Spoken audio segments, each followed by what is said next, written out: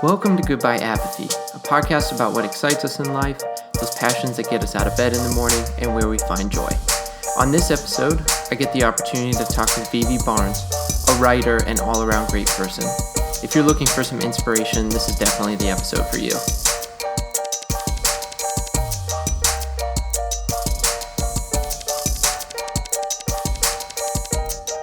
Okay, so when did you first start writing?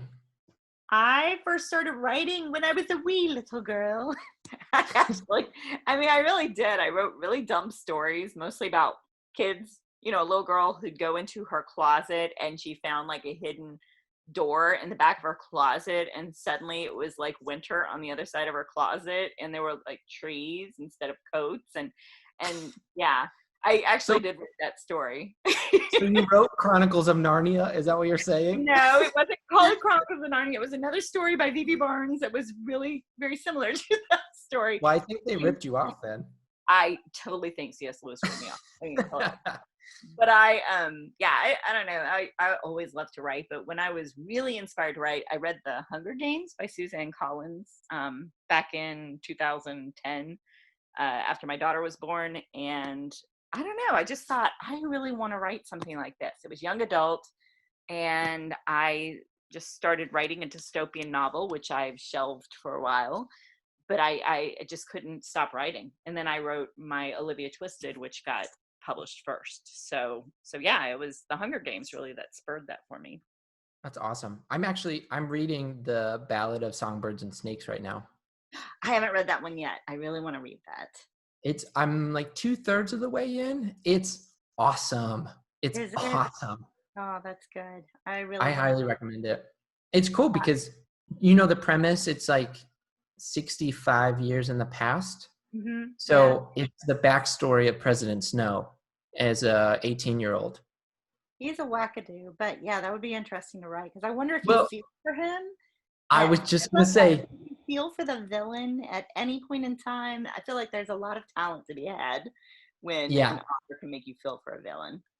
I will tell you, I'm 2/3 of the way into the book and I'm still rooting for him, even though I know how terrible he's going to end up. So she definitely did a good job at spinning it for you. Yeah, that's cool. I definitely look forward to reading that one. You'll have to let me know what you think, and I'll tell you after I finish it if I feel the same way afterwards. Okay, cool. And then, of course, we'll feel the exact same way, and for another hour. So, that being said, is there a certain age group you'd prefer to write for?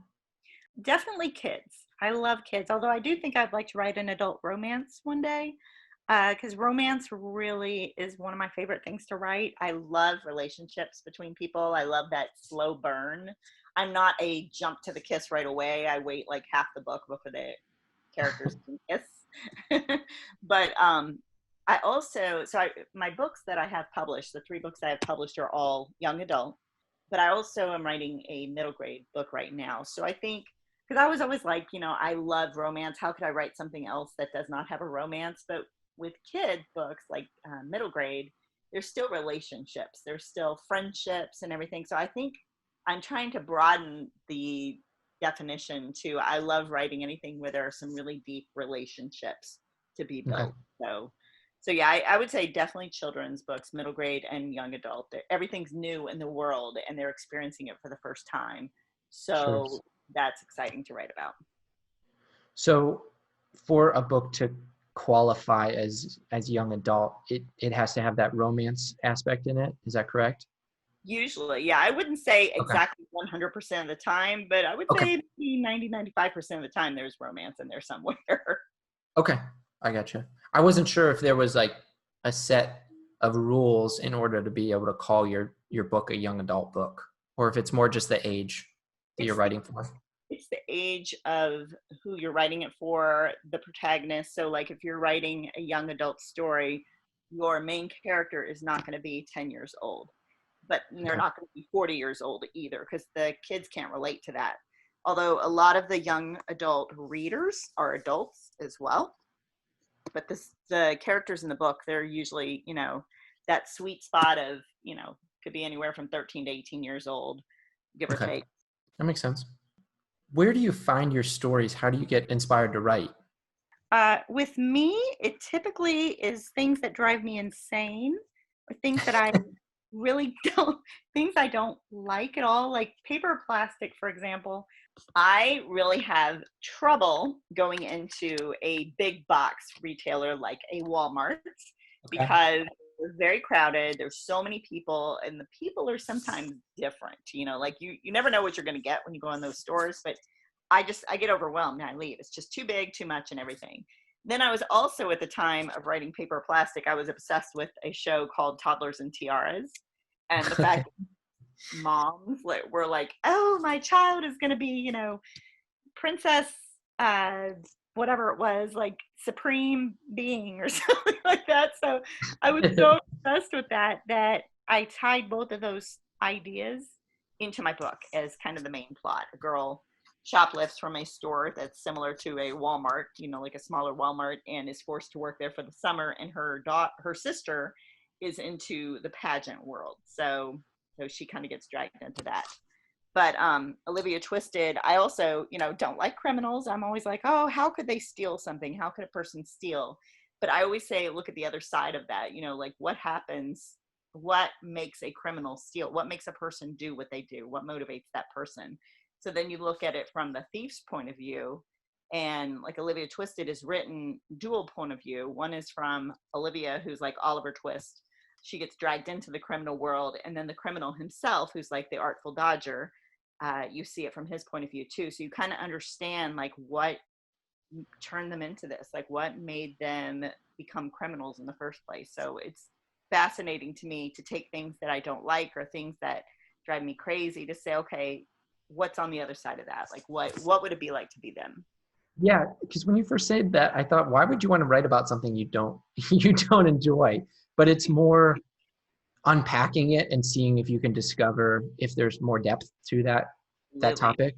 Yeah, it's more fascination with the topic. Like Okay. I'm fascinated by toddlers and tiaras at the same time that I'm horrified by it. So I Okay. really just explored that world. What was it like to be in that kind of world? So yeah, it's more of a fascination, and then you get a little obsessed, and yeah, there you go. No, that's a good point. Well, I thought about now that I think about it, I don't think anyone wants to think about a dystopian society like Hunger Games. You know what I mean? It's not like somebody would say they have a passion for something like that, but obviously that's something that Suzanne Collins finds very interesting and wanted Well, to dive into that. I can't remember exactly what her inspiration was for that. I know she was writing for TV and everything, so I think it came from that. Like, just it's sort of that what if game, what if this happened? What if we're in a world where, you put all these kids in an arena and say fight to the death? And as I always tell kids when I talk to kids at school, I'm like, there was one school I talked to where these kids were laughing at a kid for his idea that he was telling me about.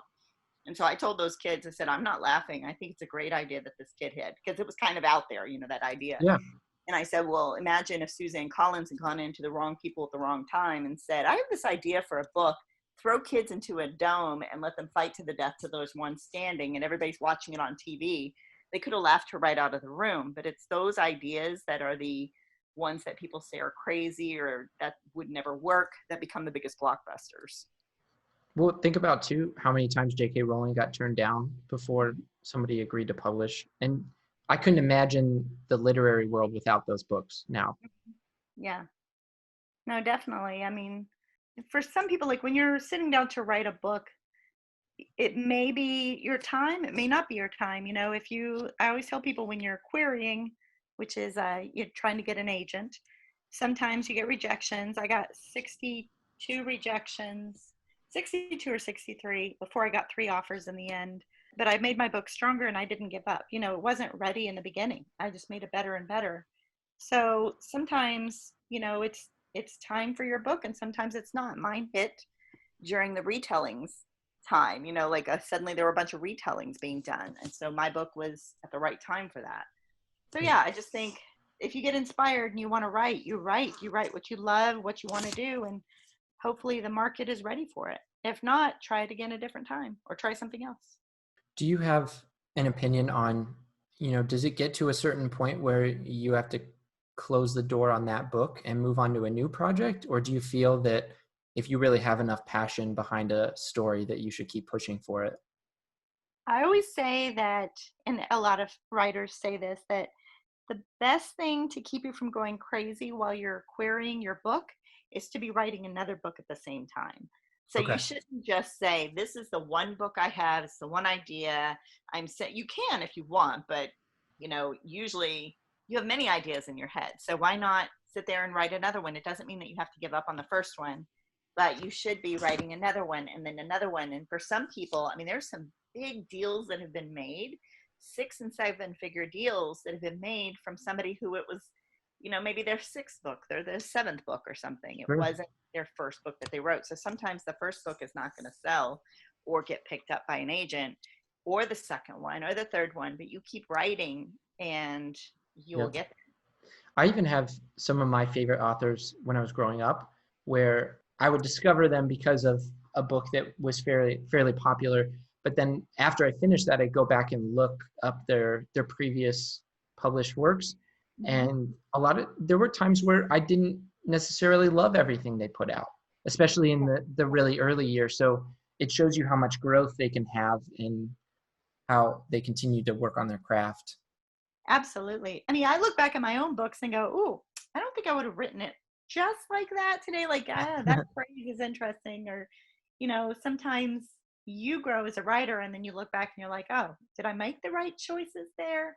I mean, you really can't question yourself like that because Sure. you'll drive yourself nuts. But yeah, I mean, over time you grow as a writer, but then you may also find that the early stuff that you did was really, really great and it's better than you thought it was. Like when you find out that your book changed a child's life, that's everything. That's everything for a writer, and you have to let everything else go, you know.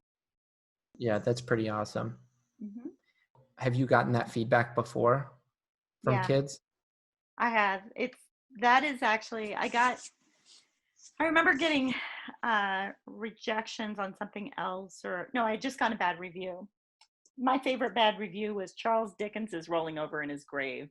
And I thought, Oh. wow, I have the power to make Charles Dickens roll over in his grave. I must be amazing. But I had just gotten a bad review and I was feeling kind of down about it. And I got a letter from a kid who was a foster kid who could not put Olivia Twisted down and said that book kind of saved her. And that was it for me. I said, if I, and I had another instance very similar to that. And I said, it does not matter. No bad reviews matter. Nothing matters anymore because it was important to those kids. Yeah. So if you have even one or two people who it means that much to them, then it doesn't matter the critics. It doesn't matter if people can't connect. What matters is that you reach the people that you needed to reach. So Yeah. that's important to keep in mind. That's really great to know. And I think that's encouraging to people too, that if they find something that impacts them that much, how sharing that feedback can mean to that person. Because Yep. this sounds really weird, but I do the same thing with music. If a band releases a song that just really touches me and it's exactly what I needed to hear at that moment, I'll Mm-hmm. send them a note on social media, or if they have it in email, I'll send them an email. Whether they ever read it or not doesn't really matter to me, but I thought, I hope they know what an impact they made to at least one person out there. Well, and if you think about it, that's one note you sent. Maybe that was the one note they needed to see at that point. Maybe they had been getting bad press, or maybe they had been, in a slump themselves, or, having a tough time writing their music. And to see that might have spurred them into saying, you know what, I can do this. We can do this, guys. Let's keep going. So you never know. And you're right. It's very important to give that feedback to the artists. Yep. Very cool. So as a writer, are you also a big reader? I don't know if those always go hand in hand or not. I can't speak for everybody else, but I can tell you for me and the people I know, absolutely. Huge Okay. readers. If you look in my room right now, I've got books. I've had to pack them away. I have so many books. I don't have enough bookshelves. My husband's like, we can't fit any more bookshelves in here. So I'm like, yeah, I know. But I feel like you can't really be the best writer that you can be if you're not also a reader, because that's how your mind expands to see what other worlds are out there and how other people handle a turn of phrase, and just I don't know. I feel like being a big reader makes you smarter. You know, you can just Yeah. more capable, I would say. There's definitely people who have influenced me as a writer, like for world building. J.R. Tolkien was huge in my life. C.S. Lewis when I was a kid, for sure. Narnia is really what got me, clearly, since I wrote books about going through my closet into another world, very similar to something. And C.S. Lewis was huge for me. Saba Tahir, Christina Farley, they're really, really so strong with world building. And then, you know, there's other authors I really, really feel like I can connect to their characters, like Richard Adams, who wrote Watership Down, Lee Bardugo, Harper Lee, who did To Kill a Mockingbird. I love those characters. Angie Thomas, Jason Reynolds. You know, I can go on and on. There's so many authors that I really, really just admire for the way that they handle things. And I feel like I've grown as a writer because of reading their books. Yeah. No, that's really great. I think it's really important when you have a passion, whatever that looks like, to make sure that you make time for inspiration, because I think sometimes we can get bogged down with our own work, and then we kind of get tunnel vision a little bit and lose some of that inspiration. So I could see it being very beneficial to step outside of your stories and what you're working on and take in somebody else's work and see if there's inspiration there for you. Yep, absolutely. Agreed. Are there any other forms of writing that you would like to get into, or that maybe you have in the past outside of novel writing? I would like to get into screenplays at some point. I am such a movie buff. I love film. I'm so obsessed with movies. When I'm not reading, I am watching movies, and I just go through binging, you know, all these shows on Netflix or wherever. So TV, movie, just something where I can be a part of that. I feel like, you know, when I start to write my novels, I actually see it as a trailer, like a movie trailer first. And so when I Cool. actually go to the movie, when I'm watching the movie trailers, sometimes I'm very distracted because I'm sitting there picturing how my book would be like a movie trailer, and it Yeah, helps me plot it out in a weird way. So I'm always connecting to movies so much. I would like to give that a shot sometime. It'd be fun. I think that'd be awesome. And then there are That'd be really things that I would be terrible at, like writing poetry. Not for me. Like I admire poets so much that it's just very hard to do. I went to a concert last year, and their opener was a spoken word poet, and it was some of the coolest stuff I've ever heard. It was incredible. I have watched videos and seen a couple other spoken word poets. Even when I was in college, we had like poetry slams and stuff like that we would go to, which were pretty cool. But my favorite part was being at this show, and I think the audience expected a band to show up. And then when this guy came out, you know, he didn't have a guitar, he didn't have a band with him, and then you find out that he's a spoken word poet. I think some people were turned off because they didn't know what to expect. And I'm telling you, by the end of his set, he got, well, we were we were already standing, but he would have gotten a standing ovation had people been sitting. Like people were cheering like crazy and just freaking out about it. It was really cool. And then during the show, the main artist, the band, actually brought him out, and they took somebody from the audience, they brought him on stage, had them tell a story about their life, and then between the musician and the spoken word poet, they wrote a song in the moment about that person's story.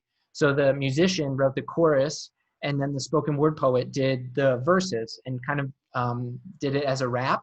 It was really, really cool. They asked a couple questions to this person to kind of get more information about the story, but then within 30 seconds, they made a brand new song. See, that's the talent there is amazing when people can pull that thing out, like you put the spoken word and they put the music behind it so quickly like that. Yeah. It's incredible. And the best part of that is people who didn't know what a spoken word poet was are now going to go find other artists who do the same kind of thing. So Exactly. we just opened the door for all of these other artists to get their own following, which is just the best part of the whole thing, I think. Yeah, it was a very cool experience. In the line of screenplays, do you think it would be cool if one of your books got picked up to turn into a movie? Yeah. Okay, so picture this. Okay. Sophia Petrillo. Picture this, 1920. I'm walking down like this red carpet toward the theater, and yay, you know, everybody's throwing roses at me, whatever. Yeah, actually, I think we all do have that. We pretend not to, like, oh, please. But yes, absolutely. I would love to have one of my books turned into a movie. And of course, when they got put out on Publishers Marketplace saying, you know, when your book is sold, they put it on Publishers Marketplace to announce it. Then suddenly you get movie interest. So I definitely have had movie and television interest, Okay. film agents, and, you know, I had a film agent with my books as well. So it definitely got interest, but it's a matter of getting interest, then getting sold, and then getting made. And they're all very, very different steps. So it's really, it's harder than it seems, I think, to get it made into a movie. But hey, one day that is a dream for sure. That'd be awesome. I just didn't know if there were some authors who were, you know, maybe kind of purists about it, where they wanted their story to live as the book and didn't really feel like it would translate well to the screen. Oh, absolutely. And I can't think of the name of the author I just read like a year ago when he said that he would never have his books made into a movie.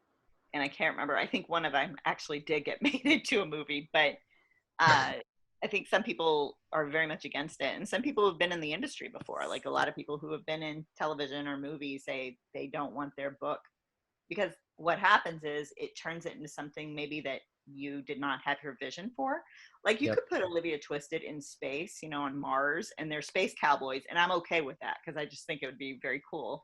I separate movie and book, but some people, you know, you know, and it's totally fine too. They don't want their vision to be changed to something that they didn't see when they wrote their book. Yeah, because you go from a process where you're writing this book by yourself in silo, or at least with your small group of people, and then you go to a movie level and there's hundreds of people involved in the process. So I could imagine that very quickly the story could take a different spin. Absolutely. But like I said, I am absolutely happy to have space cowboys in Mars being Olivia Twisted. Not a problem. I'll be the one. I'll come to the red carpet and I'll throw the roses at you if nobody else does. You'll be the only one there. Like getting the rose. I'll hand them to the people next to me. Here, throw these. You're not doing anything. Throw these. All these people that you just pulled from nowhere. Come smile and cheer for this poor child. Yay. I think that would be awesome. Yeah, that is definitely a dream of mine. But I all my dreams in life, I plan to achieve that one too. That's awesome. So after you get an idea for a book, what does your writing process look from there? And is that process collaborative? Oh my gosh. Okay, so I have two friends, Christy and Amy, who are also writers and drive me crazy because they are on my back in the good way, because they're always telling me you need to plot out your book. And they sit there and they make me plot it out. And it's a horrible process and I absolutely hate it. And then it turns out to be the best thing ever, because then I'm like, oh, the book's like sort of written now. So yay, it's easier to write the chapters. Who knew? But I'm more of a pantser. You know, I like to write by the seat of my pants. I listen to music a lot. I know that, you know, you're a big music buff. So I walk around the lake a lot with my earpods on and listening to whatever music is driving me at that moment, and plot out the book in my head. So that's always how it gets started, is music and moving. So I would say I lose weight when I'm plotting a book and I gain weight when I'm writing. I haven't clearly plotted a book in quite a while. No, but my friend Peggy too, my friend Peggy Jackson, she and I walk a lot and she helps me through my plot holes. So it helps to have other writers. They're also writers, these people I mentioned, to talk to. So I would say it's very collaborative. I also have a writing critique group. I had the Owls here in Orlando, where we meet once a week to talk about our stories that we're writing, and we help critique each other, and an online critique group as well. So it's better to write with other people than be in a silo by yourself, always. Sure. Even the most introverted people somehow have critique partners and beta readers and stuff who will read their books for them. Sure. Very few people just do it by themselves. Okay. And do you have, so you talked about the music and walking to kind of get through your plot and figure out the general storyline. Do you have any other tips, like anything that you do personally along the writing process that kind of helps you through? Drink some wine, complain about well, music again. I can't write without music, so that's a big one for me. Like I said, I've started plotting out chapters now. So I say in this chapter, this is going to happen sometimes. And I have this Trello. Trello is an app that you can download. It's free. Download it on your phone, download it on your computer, and you update that. A friend introduced me to that, and it helps keep your ideas there. So like you can, it's so easy to use. You can put your chapters there. You can put pictures there, like inspiration. And then you can refer to it sort of like a big pen board, like where you pin everything up, pin your pictures and everything. That helps me. And then I don't look at it again. When I'm ready, like I have all my inspiration and stuff, then suddenly I'm ready to write and I know exactly what I'm doing. So I would say just having something. Some people use different programs. Trello is really good for me. It just sort of helps you keep everything organized, make sure that you don't have characters that were really important in the first quarter of the book and suddenly you never see them again. Like, Yeah. did you kill them? Like, I've done that myself.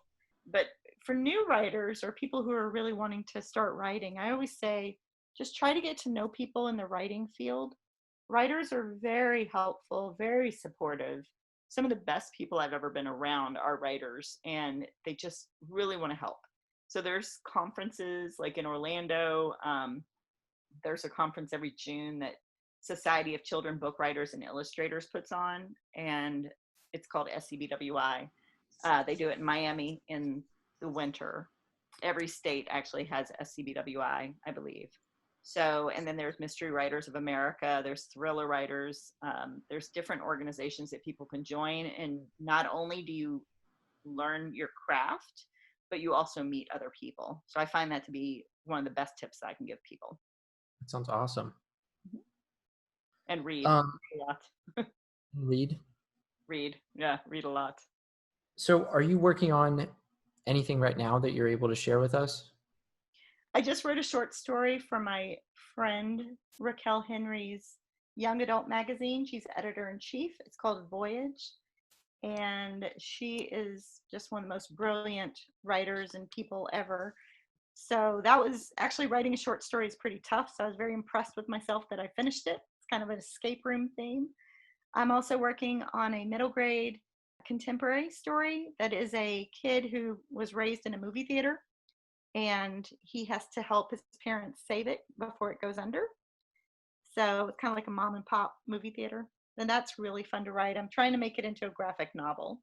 And then I'm collaborating on another book with a couple people as well. So yeah, I have quite a few things that I'm working on right now, which is exciting. Yeah, that's awesome. You had told me about the movie theater one before. I'm super excited to read that. It sounds so cool. Yeah, it's taken me years to write this story. It's mostly because I'm not sure exactly how it's going to look. Is it going to be a graphic novel? Is it going to be illustrated novel? Is it going to be one that is just, words, like a regular middle grade novel? I'm not sure, but I think I'm leaning more toward probably illustrated novel. So Okay. We'll see. Well, it's funny too, because when you have told me bits and pieces about that story, I see it in my head as a movie. And it helps that it takes place at a movie theater, but I just it's so easy to visualize that storyline. Yeah. And it reminds me of a lot of those children's movies, like if you think of like Diary of a Wimpy Kid, or I don't know if you ever saw it, but it's called Middle School, The Worst Years of My Life. Yeah, James Patterson's book, or they made a movie off the book. Yeah. It's kind of that theme. It's kind of that feel, that voice, I would say. But I actually I would not say raised in a movie theater. We did not own a movie theater, but friends of the family did. And in the town Nacogdoches I grew up in, and we would go to the theater and she would babysit us, Miss Madison. And like during a real movie playing at night, she would come down with popcorn and candy and everything and send it down the road to us. And then during the daytime, if she babysat us, she would put a film on for us, like Robin Hood. We watched Robin Hood a ton of times, the animated Robin Hood. Also, Return of the Jedi, when that came out, we watched it there. And she would just take us to the candy counter and say, pick out any candy that you want. And we're like, whoa. So the movie theater in this book that I'm writing is the exact movie theater that it's based on that. She lived behind the movie theater. It was like connected. So it's very much based on that same movie theater that I was sort of raised in. That is the coolest babysitter ever. I'm telling you, you can't beat. Pick any candy from the candy bar that you want. That's so cool. I actually just found out. So, movie theaters are slowly starting to reopen, but there's that chain called Studio Movie Grill. Have you ever heard of that? Yeah, I've been there. So they are actually doing a special right now where you can rent an entire theater out for you and your friends and family.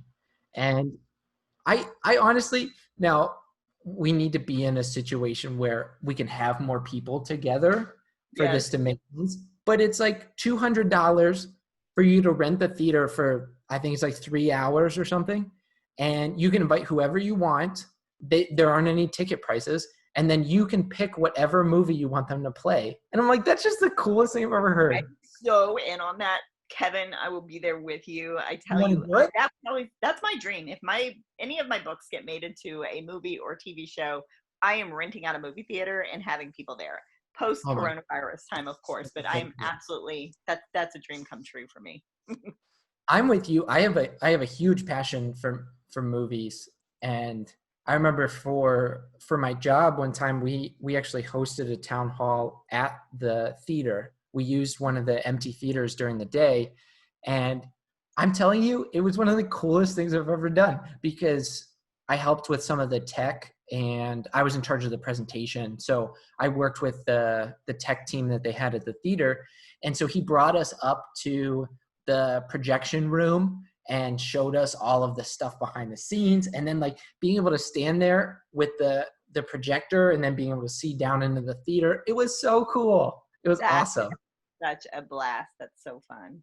It was really, really cool. I think a lot of us have that warm, fuzzy feeling with movie theaters that, yes.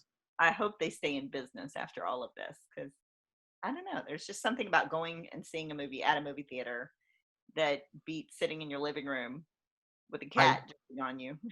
I totally agree. Yeah, it's great that studios have been able to push content to us directly at home right now, but I am itching to get back into the theater. And it does sound weird because even my mom and dad watch a lot of movies, but my dad, I think, would be very comfortable just watching them all at home, because he always says, well, I can put my sweatpants on. I don't have to wear shoes. I can kick back on the couch. And then I can, he's like, I have access to our kitchen. I can eat whatever I want. I can pause the movie if I have to go to the bathroom.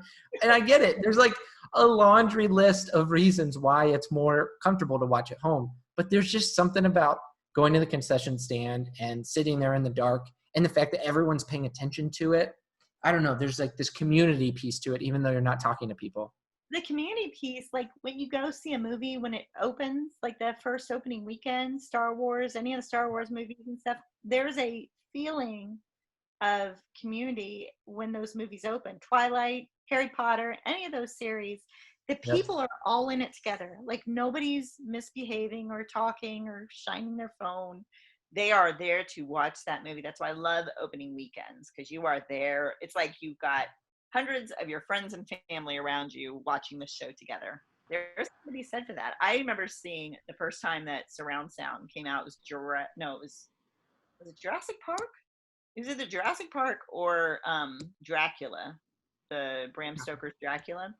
When those came out, and suddenly the room, like the whole theater, was filled on all sides, not just from the front.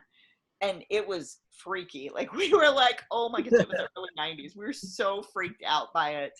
But there was just like nothing like that. You just don't, you don't get that experience in your house. I totally agree. Even I think the last premiere weekend, because they're not, I still call them midnight premieres. They're not at midnight anymore. But the last one I went to was Avengers Endgame, I think, last year. It was like the first like big blockbuster one. And it's like you said, it's just like a huge community thing, and there's a lot of respect there, and even if you don't talk to people, you know that you automatically have this thing in common with them. It's pretty cool. It's a bond that you have with people. So yeah, I totally get it. I feel like books are kind of that way too. Like when a book comes out, everybody's super Yeah. excited about it, that everybody's like, they've all pre-ordered. I just pre-ordered my friends and just got it in. Coop Yep. knows the scoop, which is so exciting. You get it, and then everybody online is like, I got my copy today. And it's really fun. Yeah. It's funny you brought that up because I was going to say the same thing. I will never forget. I talk about this a lot. I talk about this on multiple episodes. I love Harry Potter. I love everything Harry Potter. And so when I was growing up, I benefited because I was born at the exact perfect time where I was the same age as the characters as the books came out. Oh, I okay. could not, it could not have been planned more perfectly. Mhm. So the amount that I was able to relate to those books was incredible. So I remember, I know where I was where I got every single book. I remember where I was when I finished all of them.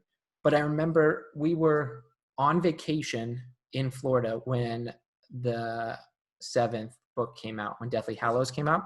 Mhm. And I remember my aunt who lives here, I had her pick me up at the hotel and take me to Target at 8:30 in the morning so that I could get in line to get this book. Because my dad was like, can't you just wait until we get home? I was like, no, that's 4 days that I can't read this book. I'm not waiting. I went to Barnes and Noble here when that last book came out, and they had a huge party. Remember the big parties that Barnes and Noble Yep. had? Yep. My kids, my boys went with me, and they were little, and it was so exciting. Like you couldn't. I had pre-ordered that book, so I was waiting for it. Then it would be there the next day, so I wasn't buying it there, but I was just enjoying the whole. Like they had pretzel ones and So cool. trivia contests. It was the most fun thing. And the next day when my book came in, the boys took it out of the packaging and they brought it to me like reverently. Mom, the book has arrived. And I took it from them, and they said, you want some time to yourself, don't you? I was like, yes. So you just like these little boys, they left me alone and they would check on me. You okay, Mom? Are you crying yet, Mom? Awesome. Yeah, I mean, books, and when you show kids that you have that connection to a book too, they do too. Yeah. They eventually will say, you know what, it's okay to read and to feel things when I'm reading. So Well, and with those books specifically, I think my mom read the first one with me because I was pretty young, and at that point she was still reading a lot of our school books alongside me so she could help with my homework and stuff. But other than that, none of my family members have read any of the books. My brother never had an interest. My dad didn't care. And so I remember even when the 7th one came out, I guess how old was I? I was 16, 17 when it came out.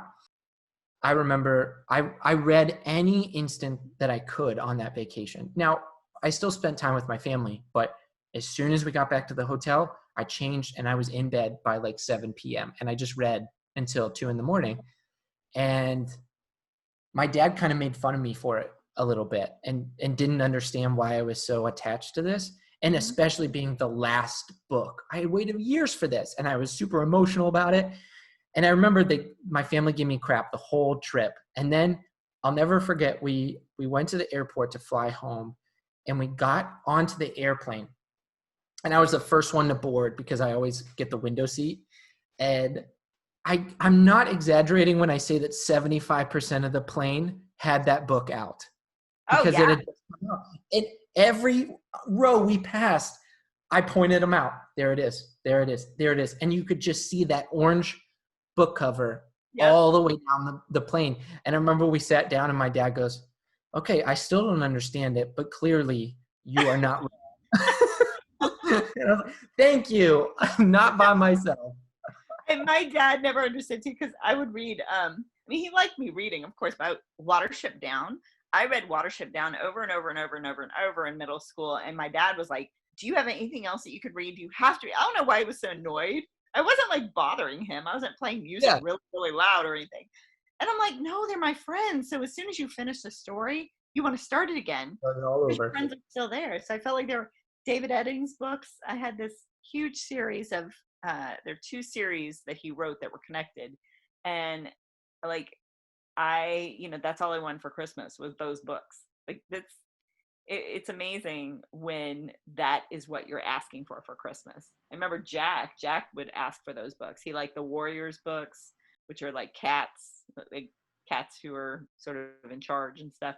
And then he wanted the Polar Express when he was like 5. He's like, I really want nothing more than Christmas than the Polar Express. You know, Elaine just gave me her Christmas list, and on it is pizza. I'm like, I totally got this. She wants pizza for Christmas. Wait. Does she know it's July? I'm not kidding. It's here. I'm getting you this list. Hang on just a second. I'm going to show you. This is Elaine's Christmas list. Here it is. Pizza number 9. I don't even understand. Not only does she have pizza on there, but I can't get past that it's 5 months early. I know. She wanted to write a Christmas list last night. I'm like, okay, Super Smash Bros, a pogo stick, Pokemon, a pretty dress, a camera, pizza. I'm like, okay, I got you on number 9, girl. That's awesome. Fully supportive of that Christmas present. I love it. You know what you should do for Christmas? You should try to find her. I don't know how hard they are to get now, but they make coats that have pockets that are shaped like slices of pizza, so you can take pizza with you on the go. Oh, I'm not even joking. It's a real thing. Like the chest pocket is the size of a slice of pizza, and you just they have a little pocket. Yep. Look, honey, I bought you a pizza and a jacket that you can keep it in. Congratulations. You'd have to wash that coat regularly, but still, I think that's pretty awesome. Kids are the best. This is why I like writing about them, because they are always just coming out like middle grade, a kid would put on his Christmas list pizza. And that would be totally fine for middle grade. You can do anything in middle grade. It's like, would that really fly? It's fine. Like, it's amazing. One friend wrote a book where a girl was writing, she was a food critic, and nobody knew she was a little kid, but she's a food critic for like the Times or New York Times or something. And I always thought it was so funny because it's so implausible, yet in middle grade, it's totally fine. You can write whatever you want. That's totally fine. It doesn't have to be like realistic. It's great. You know what's funny about that? I think we've talked about this before, but one of my favorite TV shows of all time is New Girl. Oh, yeah. And I think it's because they're essentially 12-year-olds in adult bodies. Like, because none of it makes sense. They just ramble, and their quotes don't make any sense. Their conversations are just the most outlandish, ridiculous things ever. Yeah. But it's hysterically funny. And like you said, it's almost like they set the tone where anything goes. Mm-hmm. There's no lie. I love that. See, it works, and they're adults, and it works because people love silly. People like escape kind of things where it doesn't have to be like, okay, this morning I did this, and then I went to work this way because that makes sense. You get enough of that. You want silly. You want things that just make you laugh and things that you can escape into, and I think that's why, like, especially right now, fun books are what people are looking for. Fantasy, like things that they don't have to relate to real life is what people are looking for. Yep. So yeah, New Girl's a perfect example. Those goofballs, they could do whatever they want. People be like, yes, do it again. I was watching an episode the other day, and I can't even remember what they were talking about. Something was going on with Nick, and so Winston was talking to Schmidt about it, and he said, he goes, Nixon jeans, and Schmidt goes, what are Nixon jeans? But that's so dumb. I don't even know why they wrote that. Because it's funny. See, it just makes you laugh. Like, I love that. It's so fun. I also feel like from watching that show, I've started to think like them a little bit. You would probably be great writing screenplay for TV, don't you think? Writing sitcoms and stuff. Super fun. It would be super fun. I think you would be great at that.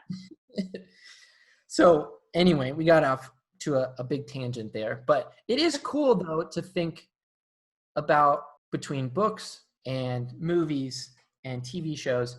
Obviously, all of this has heavy writing in it. That's the foundation of all of those pieces, and it's cool to see what kind of impact it can have on people. That's really cool, and hopefully for you, you're inspired by that, being in a field like that and knowing that you can have an impact on somebody's life. Yep, that's why I do it. That is 100% why I do it. Well, and I enjoy it, of course, but When you Yeah. know that there is going to be somebody out there who they needed your book at that time, or they wanted an escape, or they want something fun to read that makes them feel good about life when they're not feeling so good about life sometimes. That's right there why so many of us just get so much fulfillment, I think, out of writing. Yep. It's not the money, for sure. I think writers get paid least of anybody. I mean, as far as like, if you talk about film and everything, for sure, the writers sort of get the shaft, but we don't do it for the money. The money's good, but we don't do it for the money. We do it for the, like the kids that we write for the people who love it. Yeah, that's really cool. What advice would you give to somebody who maybe wants to write their first book, but is a little nervous to get started? I would say try to think about what you love, like what inspires you, what do you want to write about, why do you want to write about it, and is it something that could make a story? Are there 3 acts to it or 4 acts? Some do a 4-act structure, like, are you able to end the story? At the very, very least, even when I was pantsing it big time and not doing any kind of outline whatsoever, I still was, because I would write an entire page that was the most horrible summary you've ever read. Like, he said this, and then she goes over there, and he does that. But essentially, I was making sure that I had a beginning, middle, and end. Yep. If you have all that, you can do all the research and everything that you want, but I would just say go ahead and start writing. You can always edit later. Write a sloppy draft that you would never show anybody because it's so horrible. That is acceptable. That is what a lot of us do. We write the worst thing you have ever seen, and then we go back and fix it. We fix the voice and we fix everything else. Learn about your craft as much as possible. Like the library does so many free events for people. I've done presentations there. A lot of people have come and done presentations. It's completely free of cost. And it's really good to not only meet other writers, but also, learn the process, learn about what you don't know. Don't worry about getting an agent until you have it done and edited. And when I say edit, I don't mean paying for edits. I mean like getting critique partners, find a critique group, find a group of writers that meets the way that you are. If you find people that bring you down and make you feel bad about yourself all the time, that's not the group for you. You need a very supportive group of people around you who are not there to butter you up. You don't want people to say, this is so great, and really it's terrible. But you want people to give you, constructive criticism. Yep. So definitely find a supportive group of people. That's my big advice to people. Worry about getting the agent later. There's plenty of advice online about how to get an agent. But right now, just focus on reading in your genre. If you're writing middle grade fantasy, you better be reading middle grade fantasy. If you're writing adult romance, you need to read a lot of adult romance just to understand what's out there. True. And then being open to critique. If people say, well, you're writing a story for middle grade, but it's a hot and heavy romance between 2 adults. You probably shouldn't do that. Then you need to listen. Yeah, you'd be surprised how many people are like, no, that's totally acceptable. No, it's not. Yeah, and enjoy the process. There's no one right way to do it. You have to enjoy it. However you can make it work, do that and enjoy it the whole time. And don't give up. Don't give up. There will be 10,000 people telling you to give up, and don't do it. When you were talking about finding editors and people to read it, to give you feedback, since you're writing for kids, do you ever have kids read your book before you publish? No, I have other writers who write in that market, like who write for middle grade. I don't necessarily have kids do it. I did, however, when I wrote my young adult's different. I typically will. No, I go back. I changed that. Okay. So young adult, I had my niece read my book when she was 16, and she's always read my books before. And I tell her, give me the big picture. Like, do you like it? What drags for you? Do they sound realistic? Because I do want them to sound like kids. Middle grade, I have my kids read it. My daughter's really excited about reading the movie theater one. Yeah, me too. Oh, send me a copy. I will send it to you because you're just like her. You're just like a 10-year-old. I would definitely put pizza on my Christmas list. Yes. Yeah, I know you would. No, you'd be a perfect audience for it, actually. So I will. But no, I don't go looking for other kids to write it. If they're in my family and they meet that age group, yes, I will hit them up. But Okay. like my niece Caroline, she's in high school now, but when I started writing Popcorn King, she said, please put me in that book. And so I said, okay. I said, but I'm not very nice to people I put in my book. Like I kill them most of the time. She's like, perfect. So I have a kid in the book. Her name is Caroline Ashton. I changed the last name just a little bit, and she's the most horrible person in this book. And so Caroline's super excited about it. So yeah, I typically, my friend Peggy, I put her in all the time, and everything bad happens to her. But you know, that's what I do. If you want to be in my book, I'll probably do something really terrible to you, but it's a compliment. That's awesome. Okay, so I usually end each episode by bringing it back to music because that is what my passion is. But you actually talked about that quite a bit already. I do want to ask you, so going back to when you are looking for inspiration and you're filtering through your stories, and you said you'll do walks around the lake and put your AirPods in and listen to music. Is there certain music that you listen to, or do you theme it to the type of story you're trying to write? How do you decide what you need to listen to get inspired? I definitely theme it to whatever I'm writing. For middle grade, it typically is upbeat, fun music. I'm going to my playlist. Like, what do I listen to? Panic at the Disco is a good one. I listen to, if I'm writing any kind of fantasy type thing, which I'm also doing a little bit of that right now, I'll listen to like The Witcher or Harry Potter or Game of Thrones soundtracks. Cool. Like The Night King. I love that one. I listen to that one. It's very long and fits anything that I'm writing. If I'm writing, like a lot with Olivia Twisted, I wrote with Linkin Park, 9 Inch Nails. Okay. Gosh, so many like heavier artists. But then again, you know, it really depends. I mean, Sia is a good one. Imagine Dragons, Rag and Bone Man. I love him. Yeah, I love Skrillex, Evanescence. You're all over the place. I am so all over the place. You would look at my playlist and go, "What the heck?" Kid Rock, Eminem. Yeah. So yeah, it depends on what I'm writing. I mean, if it's a fight scene, then it's more like Linkin Park. If it's more romantic, then it would be like an Evanescence or something. And do you listen to that music when you're physically writing as well, or just when you're coming up with the storyline? When I'm writing. Okay. Which almost ruins the music a little bit, because now when I hear that music, I'm like, I zoom right into exactly what scene in the book that is. Yeah. So it's kind of hard sometimes. No, I Five get Finger that. Death Punch is a good example. There's some Five Finger Death Punch that fits certain scenes. I'm like, I can't listen to that anymore. You know what's funny? My parents came to visit me at college one time, and I forget where I was. I had some event during the day to go to. So they went and hung out at this park near our university, and we met up for dinner later. And I was like, what'd you guys end up doing? They were like, well, we went to that park to see what it was all about. And we just happened to walk up and they were having a concert. And I was like, really? That's cool. And they're like, my dad goes, yeah, have you ever heard of this band called Five Finger Death Punch? I said, you saw Five Finger Death Punch? He goes, yeah, they're just playing in the park over there. He goes, I actually kind of enjoyed it.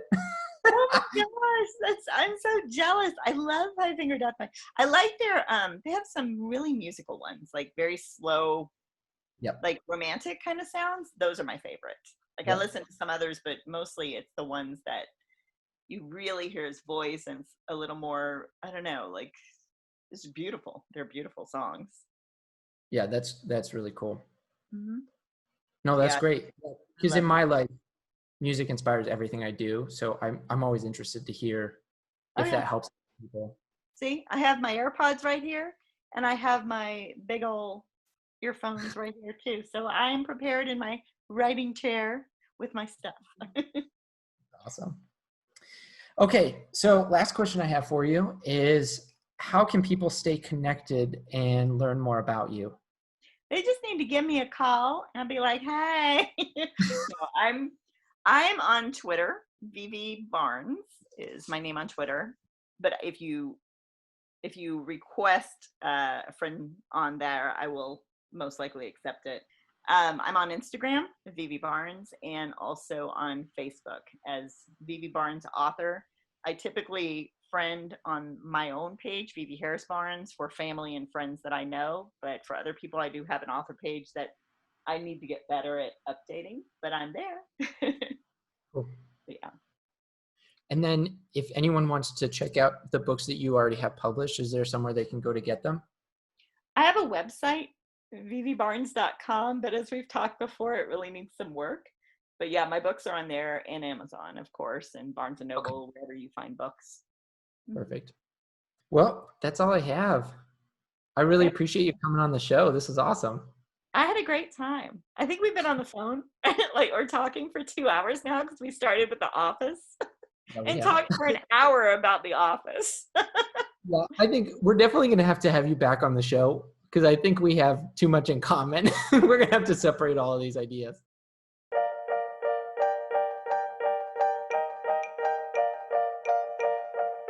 Thanks for listening. If you liked what you heard, follow Goodbye Apathy on Instagram to stay connected and up to date on the latest episodes. If this conversation inspired you and you have your own passion to share, head over to goodbyeapathypodcast.com and send us a quick note. You could be featured on a future episode.